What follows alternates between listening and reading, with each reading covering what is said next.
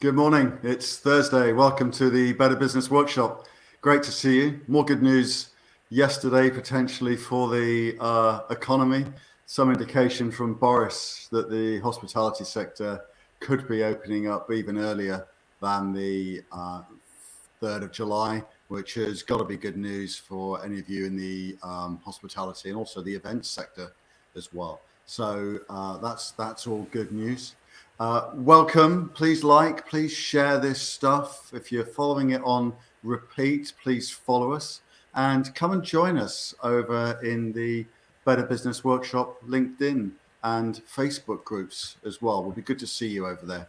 Today's topic is on continuing this theme, which is around the mechanics of business. These sessions this week and next are all around the principles of the mechanics of business. And today we're going to talk about what you should be aiming for to define a successful business. And Mark, I'm going to invite my colleague. Where is he? Good morning, Mark. Mark Miller from Action Coach, who's currently up in Nottingham. Good morning, Mark. How are you? Good morning. I'm getting used to smiling before you switch me on. Because usually I'm like this and I'm waiting, but then I go, oh, the camera's on. Waiting for the cue, right? So I'm getting used to the queuing system here.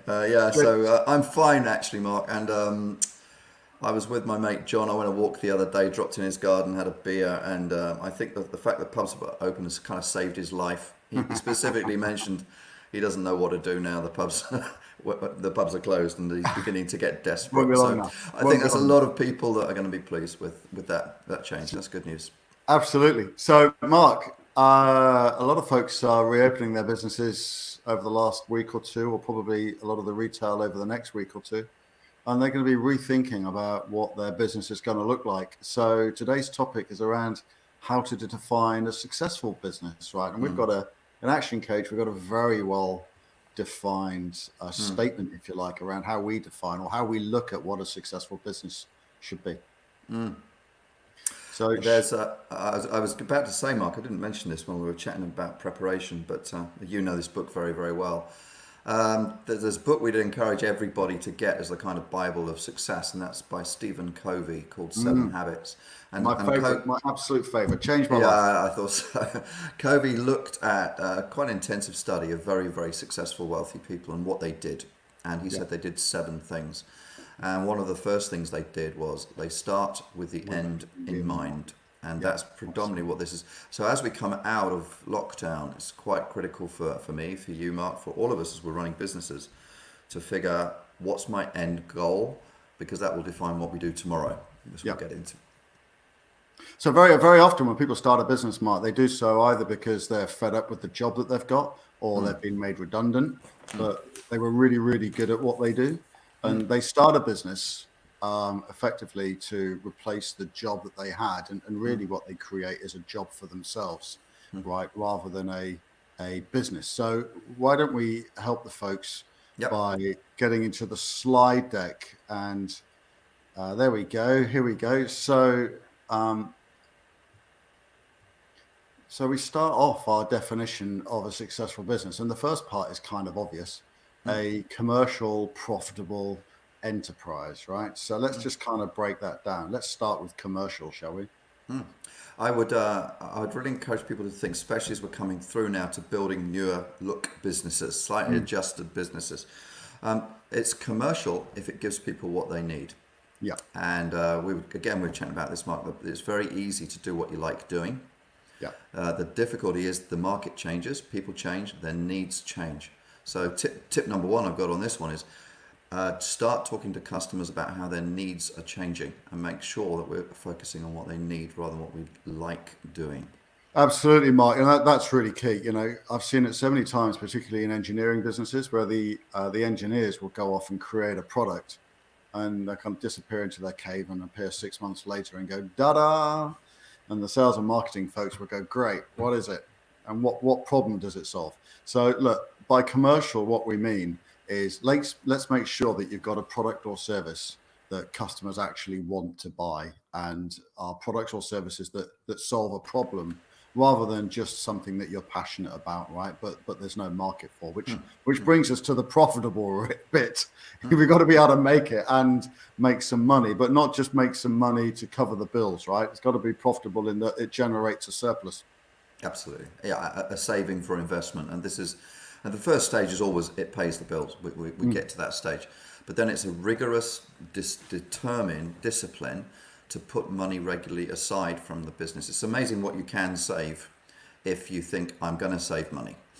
And very few businesses save money. It's a good personal habit. It's a good business habit. So save the extra profit or make the extra profit to save. Good, right. So commercial, profitable enterprise. The next bit is really key. So again, so many people, as we said, start a business just to kind of earn a living or to replace the job that they once had or to do something that they're passionate about. But how many people who have a business could jump on a cruise ship for 6 months, switch off their mobile phone, and when they get back, their business has either one is still intact and running as they left it, but actually more ideally has grown. So the second part of this is a commercial profitable enterprise that works what we mean by works is it has a system. Yeah. Yeah, and there's 3 tips. The first tip is look at what customers need at the moment and what they're going to need in the next 6 months. Yeah. And it's going to be changing a bit because of the COVID situation, and start adjusting what we're giving to deliver what they're needing. Tip number 2 is this: start writing down what the systems are in the business. Absolutely. Because what we need to be able to do is have a rigorous and predictable system that works. So start genuinely and honestly asking ourselves, well, what isn't working? What do we need a better system in order to make it work? Let's target those systems that have maximum impact and let's get them written down. Why written down? Because otherwise it's in our heads, right? And if we're not there, it's not going to happen. So Absolutely. Written down systems are so important. Absolutely. Create systems so that other people can do the work for you, right? Yeah. And you as the business owner can go and do the stuff that only you can do. And the final part of this then, so a commercial profitable enterprise that works without you. Ultimately, that's the goal, right? All of us, when we start our businesses, as you said rightly, Mark, at the beginning with Covey, start with the end in mind. Yeah. What do you want it to look like when it's finished? And what you should be aiming for is a business that can work without you in it. And here's the tip for this one. This is so important. It's the hardest thing. I think it's the hardest thing that business owners have to do. And it's the block that I've seen so many times, and that is delegate. Find other people who can do what you're doing. Yeah. Now, it may be part-time, it may be subcontractors, but start getting rid of what you're doing to other people and start to build a position where you're freeing yourself to grow the business, and also ultimately you're freeing yourself totally from the business. But Absolutely. It won't start unless you make that first delegation step. It's really hard because you're very proud of what we're doing, aren't we? And I must admit, I was working for years and years and refused to delegate. Still kept diving back into things to sort things out. It's one of the hardest things to do, but it's the most important thing to do. But if you've got a system, you don't have to dive back into it, right? You can give the routine tasks to other people so that as business owners, we can go and do the high value tasks that only we can do. And they should be tasks that are focused around growing our business ultimately, not operating our business. You're right, and the frustration with delegation is that you give the system and people often don't follow it, and they go, "Oh, I got to."